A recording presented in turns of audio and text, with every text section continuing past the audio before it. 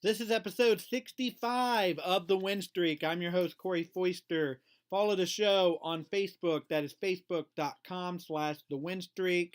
TheWinStreak.com is our official website. Leave a review and subscribe on the podcast platform you're listening on.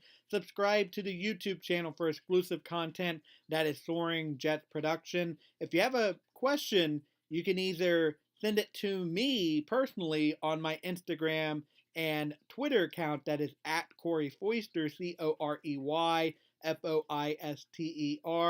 or contact the show at soaringjetsproductions@gmail.com or thewinstreak.com/contact.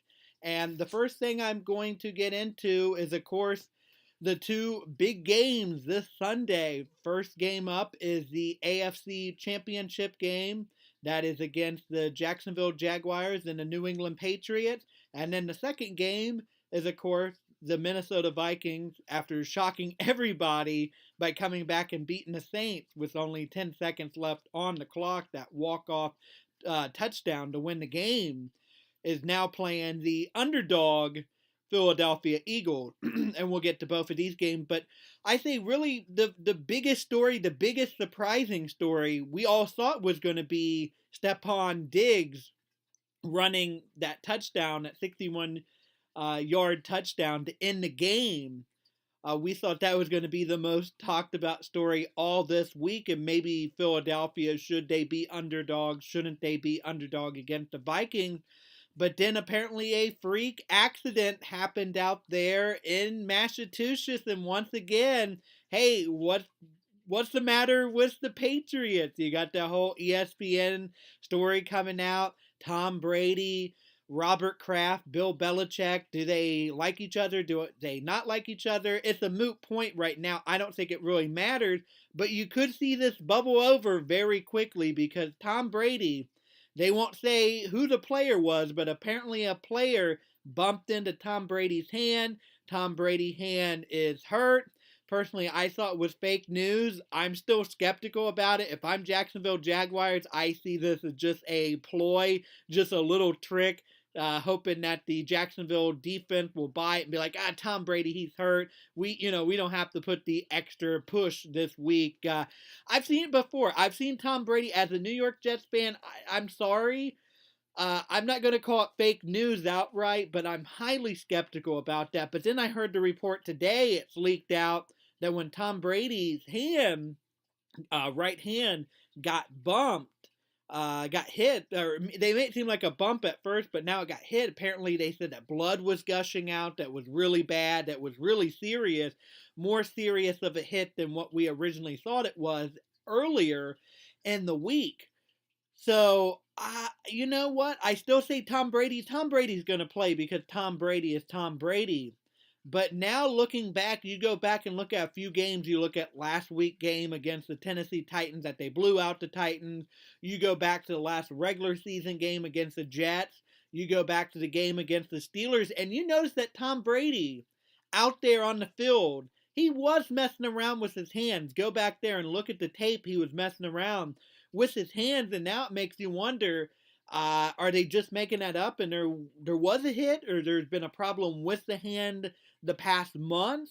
But you go back and you were looking at tape, and I was watching tape, and Tom Brady does apparently have a hand issue now, had a hand issue for a while, at least the last couple of games. And, apparently some player now ran into his hand. And, they're saying he's questionable, but Tom Brady's going to play. Tom Brady will play hurt. The problem is, what do? You can't numb the hand because then he can't feel the football. So he's going to have to play through the hand. And why I bring up the whole ESPN story, you got to remember Bill Belichick is pissed off that his backup is no longer a capable backup, and Jimmy G. Now Tom Brady's backup, if the backup is needed in this game, is Brian Hoyer. And Brian Hoyer, when he last played in a playoff game, when he was a member of the Houston Texans, the Texans didn't score anything. They didn't score one touchdown. So that is pretty bad. Brian Hoyer against that Saxonville defense, oh boy, that is bad. Let me just say that. I don't think nobody, I don't care. You got Gronkowski. I don't care that offensive line. When your quarterback isn't Tom Brady, it favors Jacksonville. Jacksonville might be then more favored than the Vikings are over the Eagles because let's be honest here. Yeah, Nick Foles can save the Eagles. Can Nick Foles possibly win them a Super Bowl? It's not out of the realm of possibility. Never say never here, folks. But can Brian Hoyer beat that defense and then go to the Super Bowl and either face the Philadelphia Eagles or a home team in the Minnesota Vikings? I'm sorry, but no. There's not enough gas to huff in the world to make me ever think that Brian Hoyer can be the savior up there in New England. If Tom Brady is hurt, then this year was just a waste for Tom Brady and company. It was just a waste of a season for Boston fans because it's Super Bowl or bust for New England fans these next couple of years. And it's going to be a bust because they didn't go back to the Super Bowl or win a Super Bowl. I still favor the Patriots in this game, but if Tom Brady gets hurt, gets knocked out of the game the first quarter, they better hope that they put up 21 points because Blake Bortles, he's capable. Yeah, that Patriots defense is good, but the thing is, I don't know. You got Tom Brady, the best quarterback in the NFL right now. He goes down. That Patriots are an average team now, above average team. I guess I should say that they're still above average team. But are you telling me that Brian Hoyer is going to be able to deliver the ball to Gronk? I just don't see it. I'm sorry, I just do not see it. But from ESPN here, Tom Brady won't discuss injured right hand. He was pretty much he sounded like Bill Belichick out there, just a lot of nothing during his press conference today. New England Patriots quarterback Tom Brady, who wore red gloves on both hands during his Friday news conference, which once again, like I'll say, it's either this is legit or this is another Bill Belichick trying to mentally, mess with you there. Like I said, not going to call it fake news, but I'm not buying this 100%. I really am not buying this. But he wore red gloves on both hands during his Friday news conference, that he isn't talking about his right hand injury, but relayed that he participated in the team's entire practice earlier in the day. Brady, who was officially listed as questionable on the team's injury report, deflected questions on how confident he is that he'll play in Sunday's AFC Championship game against the Jacksonville Jaguars. He says, "We'll see." And like I said, Tom Brady, he's gonna play. He might be hurt and he might only last a few snaps, but he'll get out there and start that game. I should mention that Brian Hoyer said he's ready as Tom Brady deals with a hand injury. And, what else can you expect Brian Hoyer to say? Because, yeah, he's ready, but he's just not going to be good. Bill Belichick, he can only work so many miracles. And that would be the greatest miracle of all, to make Brian Hoyer an elite quarterback in the AFC Championship game and then in the Super Bowl. And you got to question, even if the Patriots get through Jacksonville this Sunday at 1 o'clock, you have to then question, can they get to the Super Bowl? Can they get through another game here of Tom Brady's hand? Yeah, he'll have 2 weeks for that to heal. But if there's a serious underlining problem that they're not talking about, as a Jet fan, I think about the 2008 season when all of a sudden Brett Favre started acting really weird and he started dropping off. Brett Favre was playing injured that whole last 7 games of that season. He had a leg injury there and it required surgery at the end of that year. So, there's a lot of people that play injured and not going, you don't know it until the end of the season. They're like, yeah, I had multiple concussions. Tom Brady came out and said that, and then they walked it back and nothing got investigated because, well, Tom Brady sells jerseys, so they're not going to punish Tom Brady on that. And it was real hush-hush, but when that came out, yeah, it doesn't surprise me. That's why I said Tom Brady will play with a hand injury because he played with a concussion. I mean, came out and told everybody that. Or I don't know if it was actually, I believe it was his wife that came out and said that. But, yeah, he's definitely going to play. But Brian Hoyer better be prepared to face that Jacksonville defense. But back to the article here. Brady, who was listed as a limited participant during Friday's practice, wouldn't provide specifics when asked how his hand was feeling, if he threw any passes, or even how the injury occurred during Wednesday's practice. I'm not talking about it, Brady said. Brady wore the gloves at the start of practice and said Friday, it has been a long time since he wore them in a game. On Thursday, he didn't participate in any team-based drills after warm-up. I'd always rather practice, absolutely, Brady said. So, if he has to wear the gloves, that might be another thing. Can he deliver the ball? That's the thing. He'll be upright, but the thing is, he can't take a epidural, any of those things, the cortisone shot, because I believe that numbs you. And well, as a quarterback, you can't have your hand numb because you'll lose the feeling of the football, and his accuracy will definitely take a huge hit. Uh, so that is troubling in New England, as we're only about, give or take, about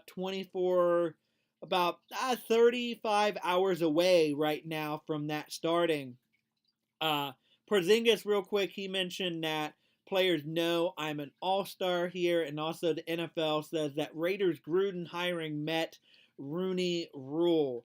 But we'll get more into that in a minute. Let's dive into this Jacksonville New England game here that's going to be at, I said 1 o'clock, my bad, 3:05 on CBS this Sunday. Jacksonville went 10-6, and New England went 13-3 in the regular season. Both Jacksonville and New England won their division. Blake Bortles this season was 315 of 523 passing attempts for 3,687 yards, 21 touchdowns, and 13 interception. And I give Blake Bortles credit. 13 interception. That's pretty good for Blake Bortles. That was a low number. On the other hand, Tom Brady, he's probably going to win MVP this year. He's definitely the favorite. Carson Wentz could have been the only guy really could have stopped them. Of course, Carson went down with a injury, ACL, out there playing the Los Angeles Rams a month ago. Todd Gurley, outside chance he could possibly get it, but my money's on Tom Brady. But Tom Brady completed 385 of 581 pass attempts. He passed for 4,577 yards for 32 touchdowns and 8 interceptions. Going to rushing comparison here, you have Leonard Fournette, 268 carries for 1,040 yards, averaged 3.8 yards per carry, and 9 touchdowns, 0 fumble.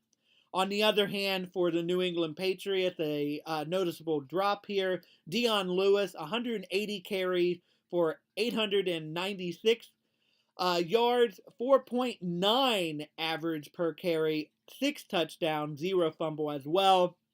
So, not as many rushing yards for Dion Lewis or touchdowns, but a better average per carry. So that is pretty good for Dion.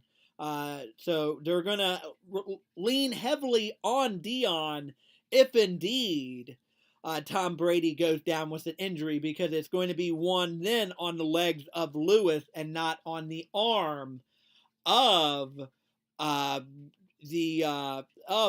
Brian Hoyer. I apologize here. I'm watching MSNBC, looking right now at the government shutdown vote. So I apologize. It looks like there will be a government shutdown now. Receiving yards, you got Marquise Lee, 56 receptions for targeted 96 times, 8 drops, 702 yards, and 3 touchdowns, averaged 12.54 yards per carry. On the other hand, of course, number one in New England is, of course, Rob Gronkowski. 69 receptions, targeted 105 times, 3 drops, 1,084 yards, averaged 15.71 yards per game, and 8 touchdowns. This game is going to be played at Gillette Stadium. The temperature is going to be 45 degrees. Wind gust of 2 to 4 miles per hour southwest. A 3% chance of participation. So, weather, the outside element, should not be a factor here, folks, in this game. And the last game I should mention that was played, New England won 51-17 over the Jacksonville Jaguars on September 27, 2015. And it's definitely easy to say that indeed the Jacksonville Jaguars are a complete different team than what they were 2.5 years ago. On offense here, we'll compare both teams. Total yards here, Jacksonville was 6th and New England was 1st.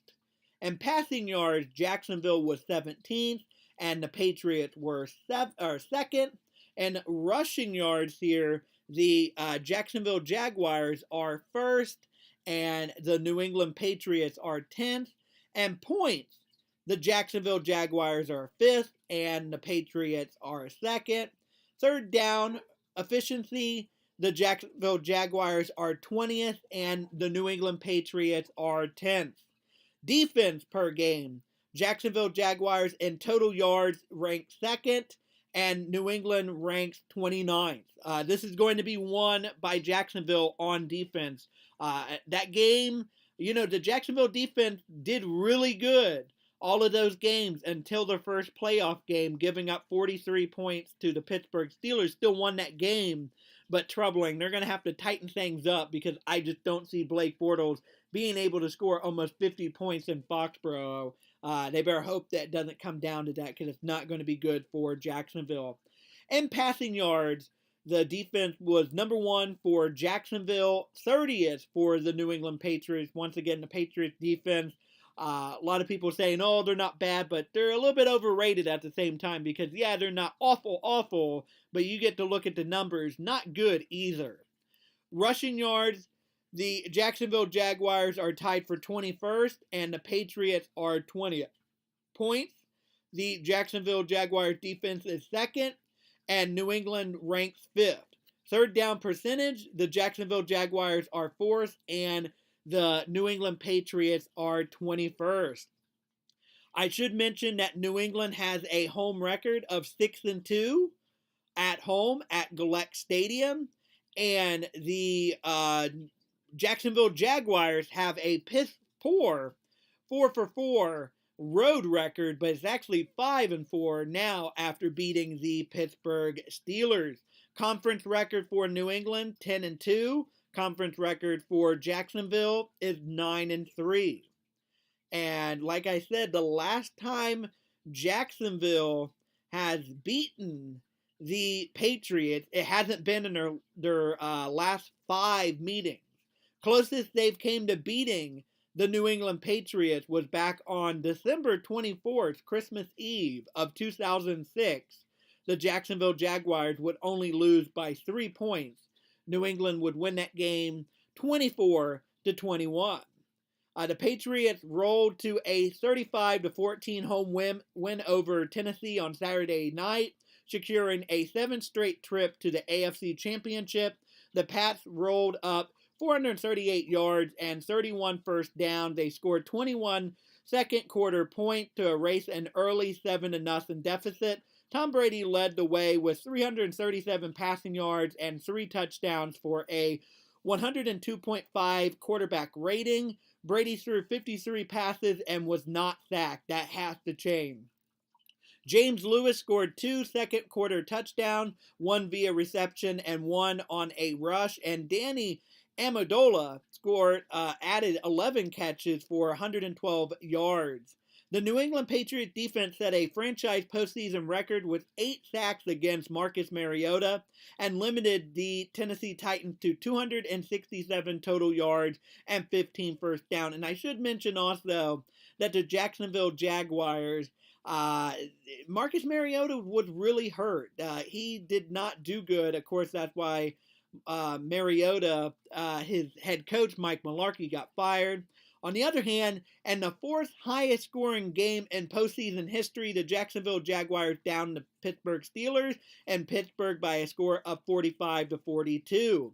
In a Sunday divisional playoff game, Jacksonville took a 21-0 lead with 3 rushing touchdowns in the game's first 19 minutes and added another first half score on Telvin Smith's 50-yard return of a Ben Roethlisberger fumble, with Big Ben throwing for 469 yards and 5 touchdowns. The Steelers closed to within 7 points at 28-21, 35-28, and 42-35, but failed onside kickoff set up a Josh Lambo field goal that gave the Jags an insurmountable 10-point lead in the final 2 minutes. Leonard Fournette rushed for 109 yards and 3 touchdowns for the winner, and Blake Bortles passed for 214 yards and a score in a giveaway free performance. Jacksonville won despite allowing 545 total yards, and Jacksonville has to do way better than that, especially the offensive line for Jacksonville is also going to have to watch out for Blake Bortles, because they killed the Patriots defense, absolutely killed Marcus Mariota. And I should mention that thankfully Fournette is okay. He was involved in a car accident, and ironically enough, that the guy that crashed into Fournette was a Steeler fan, and Fournette, he was nice enough to actually sign his bumper and give his bumper away. So that is an interesting story right there. But, I don't know. I got to go with Tom Brady in this, but I'm only going to give Tom Brady and the New England Patriots a touchdown advantage. I say that the Patriots will win by a touchdown, and if Brady gets hurt and he's out after only 1 quarter, he gets hurt, then I say Jacksonville wins by a decent margin, as long as Blake Bortles can be competent here. Even with Tom Brady hurt, Blake Bortles, if he turns over the ball, does some stupid things, then it could be a nightmare scenario for both sides, because Jacksonville, you were so close, but Bortles held you down.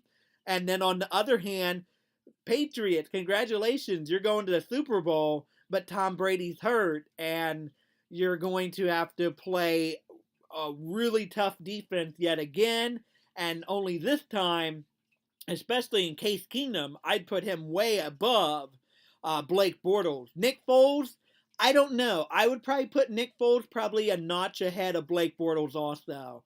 Maybe you want to disagree with me here, but Case, wow, he's really showed himself. I can see it either way with Nick Foles and Blake Bortles, but obviously the best quarterback that Tom Brady could match up against is that's going to I should say the hardest quarterback you'd have to match up against is going to be, of course, Case Keenum.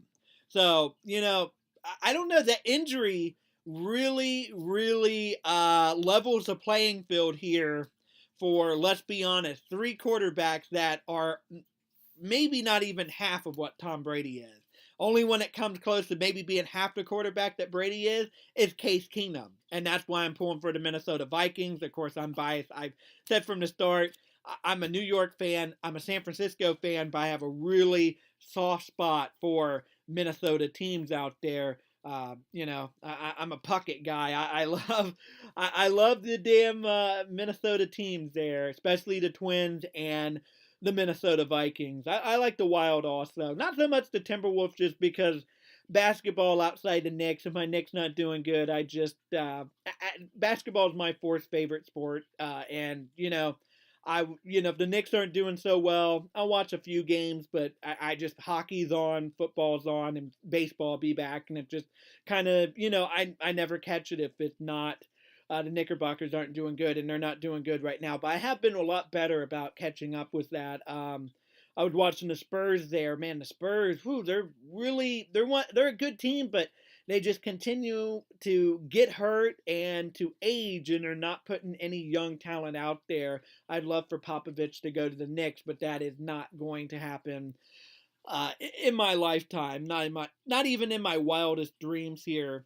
But a real nightmare scenario for the New England Patriots. They have to have Tom Brady stay healthy at least on Sunday, and then they can deal with it for 2 weeks until Super Bowl Sunday. You want at least that Tom Brady get to another Super Bowl, because that's all it comes down to. Get to a Super Bowl, and then, of course, win it, but at least get to a Super Bowl. Tom Brady had a pretty easy route to hoe, playing the Titans with Mariota and playing the Jacksonville Jaguars with Bortles, quarterback situation-wise. That's the route you want to go down. But I should mention something here, folks.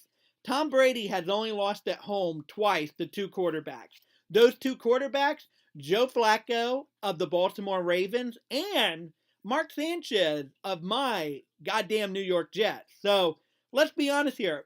Peyton Manning hasn't been able to beat him. Big Ben hasn't been able to beat him. Phillip Rivers hasn't been able to beat him. But two quarterbacks that nobody would give much credit to. Mark Sanchez is, of course, a career backup quarterback now. Joe Flacco was struggling there in Baltimore. Probably, Joe might never go back to another playoff game. I know Brandon, if he hears this right now, he's going to pull his hair. But, I don't, maybe that's the weird sauce that you need to beat Tom Brady. Just be a slightly above average quarterback or average quarterback, and guess what? You can beat Tom Brady in Foxborough. But like I said, really a lot of drama that I was not expecting here. But let's move on to the NFC Championship game. That game is going to take place at 6:40 p.m. on Fox. It's Minnesota coming in to Philadelphia. Of course, Philadelphia is the underdog here. Minnesota is favored by 3 points. I should mention that New England is favored by 7.5 points right now. So the Jacksonville Jaguars obviously are the underdog. I don't think anybody's going to argue against that because it's in Gillette Stadium. But the Minnesota Vikings were 13-3 this year, as well as the Philadelphia Eagles. They were also 13-3. Both won their respective division. In passing here, a little bit, because Carson Wentz got hurt. So a little weird stats here. Of course, Case Keenum is going to have the better stats because he played in more games. But Case Keenum completed 325 passes out of 481 attempts for 3,547 yards. Oh my gosh, get it right there, Corey.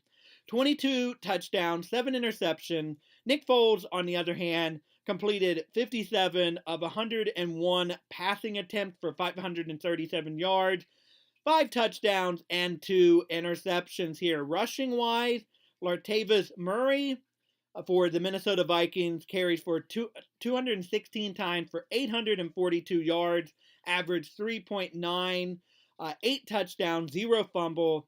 LeGarrette Blount here carried 173 times for 766 yards, averaged 4.4 yards, 2 touchdowns, and 1 fumble. So the Vikings have the edge here when it comes to rushing. I would argue also with quarterback, but I know, some people will debate that Nick Foles was the better. And it's crazy to think that the St. Louis Rams in their final season had both of these quarterbacks that are now starting in the NFC Championship on the roster, Nick Foles and Case Keenum. Wow, just completely mind-blowing here.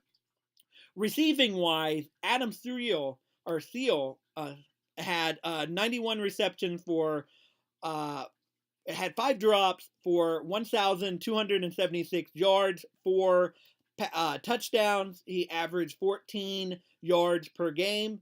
Sean Jeffrey had 57 catches, 2 drops, 789 yards, averaged 13 per game for 9 touchdowns. So Adam looks better than O'Shawn on everything except for touchdowns here. Jeffrey had 9 to Adams 4.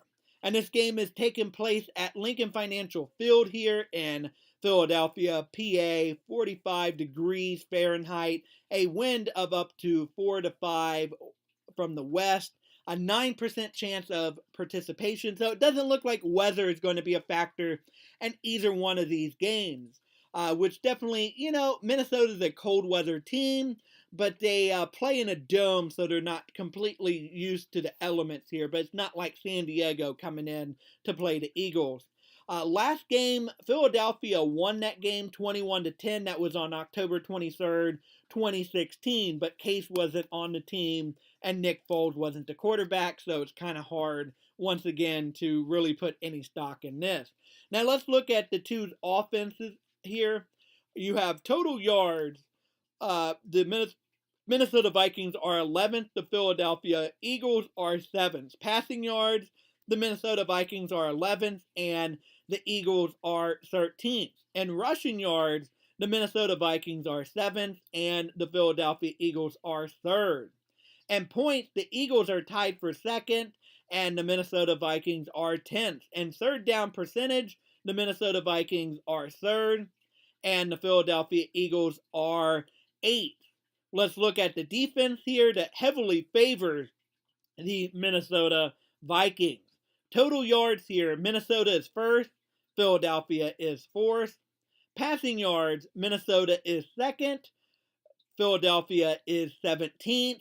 Rushing yards, Minnesota is 2nd, and the Philadelphia Eagles are 1st in that category. And points, Minnesota is 1st, and the Eagles are 4th. Third down percentage, the Minnesota Vikings are 1st, and the Eagles are 3rd.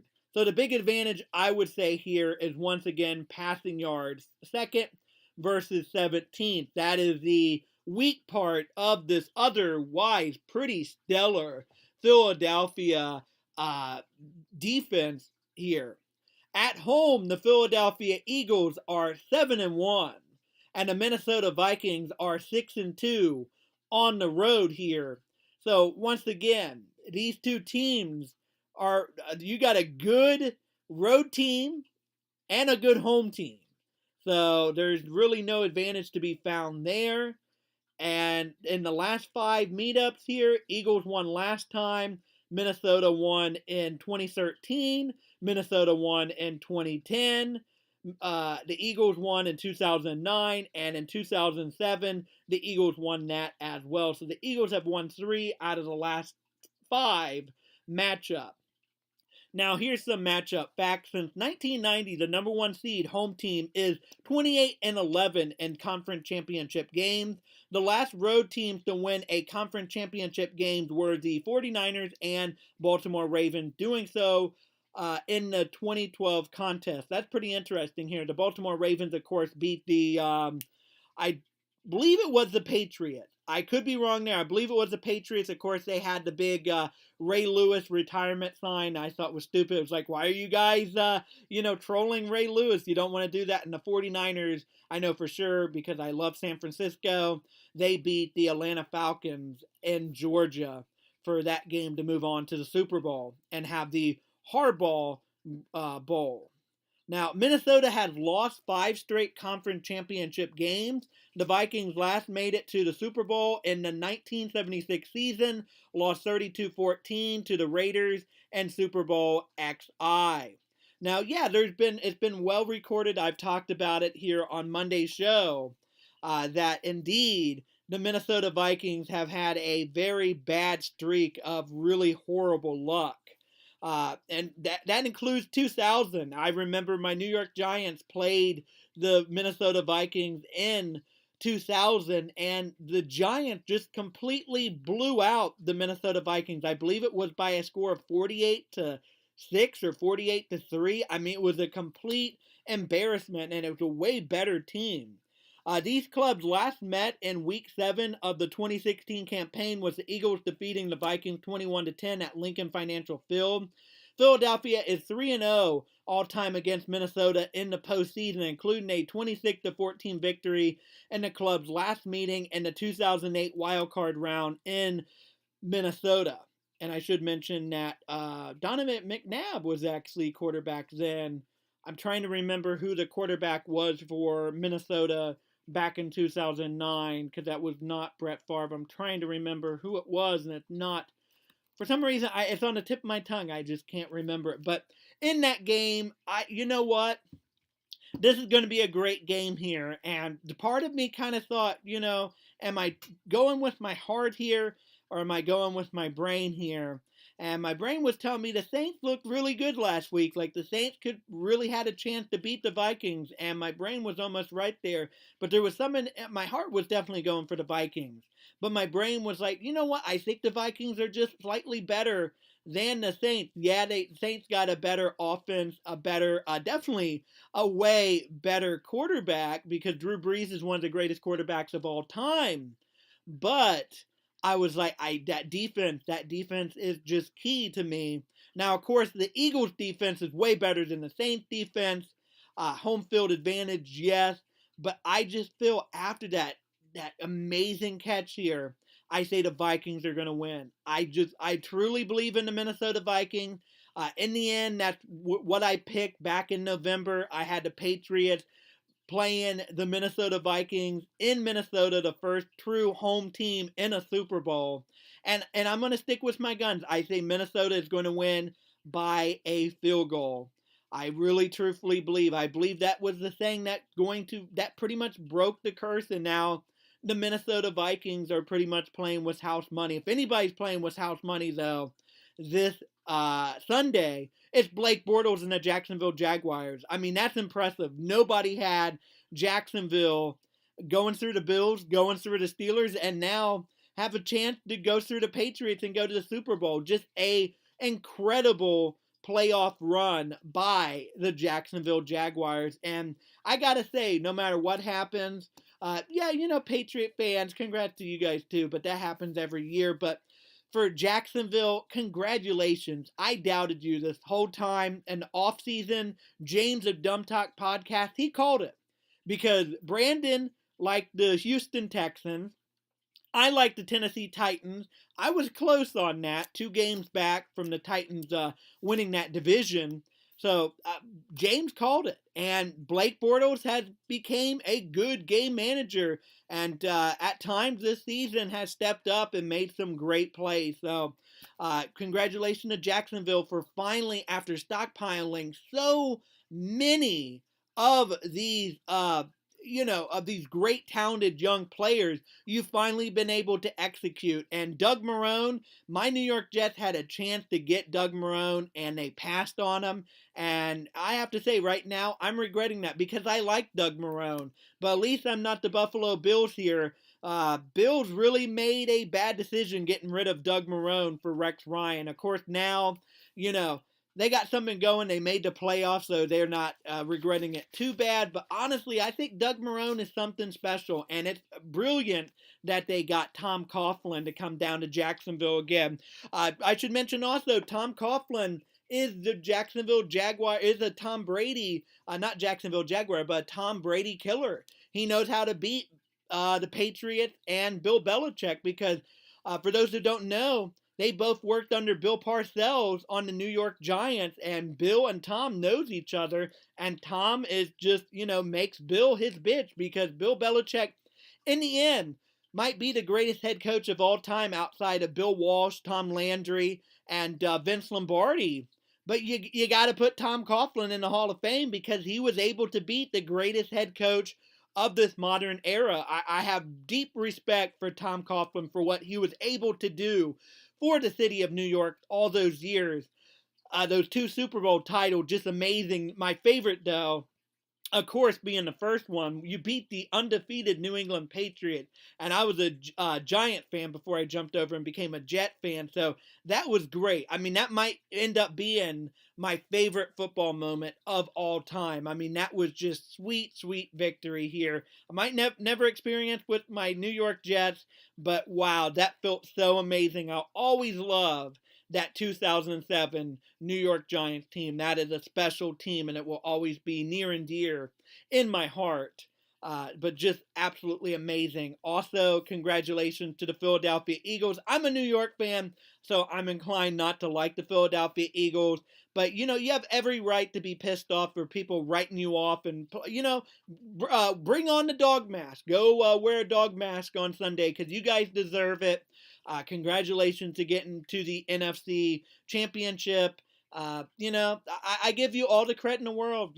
I'm a hater, but I'm at least I'm fair. I'm a fair hater here. And Carson Wentz, boy, does he look like something special. You know what? It was incredibly sad to see such a talented guy go down. But if he can stay healthy and he can keep this up, you guys got something special in Philadelphia. And feel good about yourself. I'm worried about the cap space. I'm worried about this offseason because you're probably going to lose a little bit of talent on defense. These guys are going to be asking for bigger contracts and you don't have the money. But if you can work that out, go through the draft, replace some of these guys that you can't re-sign, you got something special in Carson Wentz. I truly believe this. And finally, my purple people eaters. You know what? Congratulations to Minnesota. If there's a more suffering fan base out there, outside Cleveland, it's Minnesota, because at least I can say with my Jets, oh my gosh, we're suffering, but at least we have a Super Bowl. At least we have Joe Namath. We have Super Bowl III. Nobody can take that away from us. Minnesota doesn't have that. Minnesota doesn't have a Super Bowl title. They're 0-4 in Super Bowls. Only the Buffalo Bills are 0-4 with them, but of course, I'd rank the Bills a little bit worse because they did it 4 times consecutively. But just a bunch of heartbreaks. 0-5 in their last 5 NFC playoff appearances. Just really incredibly sad. Those shank kicks and all those playoff games. Just so much bad, luck that happened and just heartbreaking. So, Case Keenum, wow, you look like something special. You proved everybody wrong there.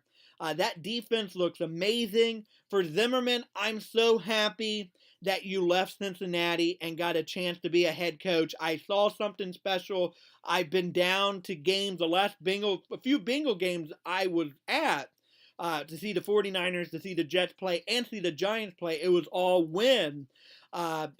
Zimmerman was defensive coordinator under Marvin Lewis for the Cincinnati Bengals. I'm so happy that you didn't stick around and took over for this shitty Bengal team, which might be, God, you'd probably be dead by the time they finally offered you, head coach gig. But, Bengals, man, wow, way to miss out on that, because Jay Gruden, overrated, but wow, Zimmerman, you let somebody really special walk out that door, because Mike Zimmerman, wow, he looks impressive. So great job by the coaching staff. Adrian Peterson, he's no longer on the team. Purple Jesus is no longer there.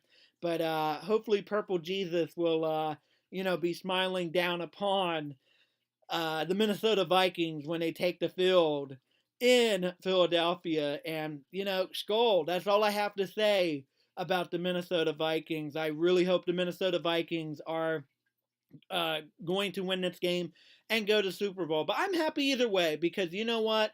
3 of the 4 teams, they're going to potentially win their first ever Super Bowl title in Jacksonville and Minnesota, or with the Philadelphia Eagles. It would be the first time Jacksonville has ever been in a Super Bowl, so that's cool right there. First ever. It would only be the Texans, the Cleveland Browns, and the Detroit Lions that haven't been in a Super Bowl. So that would be even more cool. You would knock it down to 3. So if you're a Browns fan, a Texan fan, or a Lion fan, especially if you're a Lion or a Browns fan, because the Texans, granted, you've only been around since 2002, so it's not as embarrassing.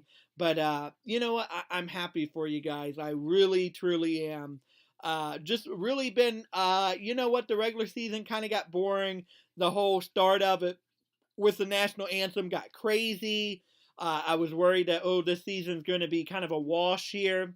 But wow, what a amazing way to come out of nowhere to have Buffalo Bills make the playoff, Jacksonville win that division, Minnesota Vikings win that division, which isn't too surprising. They've won it a few times with Aaron Rodgers in that division. So that just goes to show you how good Zimmerman and that defense is. And Case Keenum coming out of nowhere, and Carson Wentz coming into his own, and then Nick Foles being a good backup relief quarterback.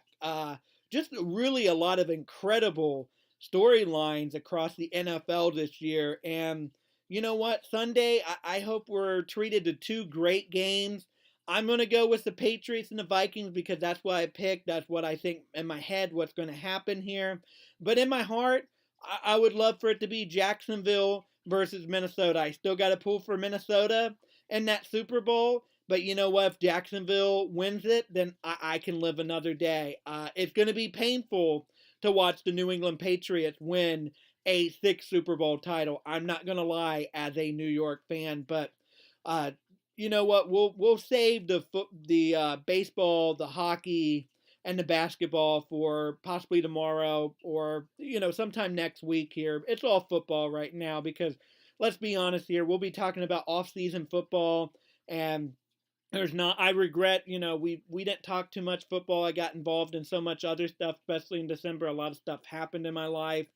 But you know what? I'm just gonna just end it with football here because sadly it's going to be over here pretty soon. Maybe talk a little bit about the Senior Bowl uh, coming up here, coming tomorrow. Actually, maybe we'll talk a little bit about the Senior Bowl on Sunday as well. But you know what? Only 3 more football games left here, and let them all 3 of them be highly memorable as that Saints versus Viking game. Hard to believe here that football's almost over, but you know what? It's a fun, incredible ride here.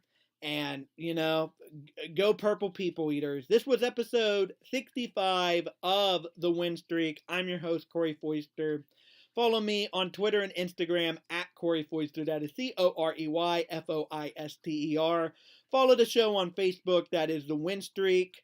Facebook.com/TheWinStreak, TheWinStreak.com. Leave a review and subscribe on the podcast platform you're listening on. If you're listening on YouTube, subscribe to the channel. That is Soaring Jets Production. Leave a comment below. Contact the show at soaringjetsproductions@gmail.com or thewinstreak.com/contact. Also, you can just tweet at me and I'll do a mailbag here soon. It's starting to, the questions are piling up here, so I'll try to get to them here pretty soon. But enjoy football this Sunday, and I hope 2018 is going really good for everybody out there. The numbers for this podcast are greatly improved over, I think this might be the best month for the Win Streak. My politics podcast I do, Next Generation America, the numbers are through the roof, so that's incredibly humbling here. I apologize I don't update the Win Streak a little bit more than I wanted to do, only because I've been to the gym. Today is January 19th. I've been 19 days, so I've yet to take a break. I'm just really tired a lot of the time, but I will get better, and we'll cover baseball. When baseball gets here, spring training, we're going to go all in on baseball because if you just started listening to this show, back then I was doing it with Brandon. Brandon didn't want to make a whole show about baseball, but since it's now my show, I have editorial control, and I'm just going to do whole episodes about baseball. We'll do some hockey also, and we'll just have a good time. But I hope 2018 is good for everybody out there, and we have 2 great, amazing football games this Sunday. Until next time, keep winning, everybody, and go Minnesota Vikings. Skol, skol, skol.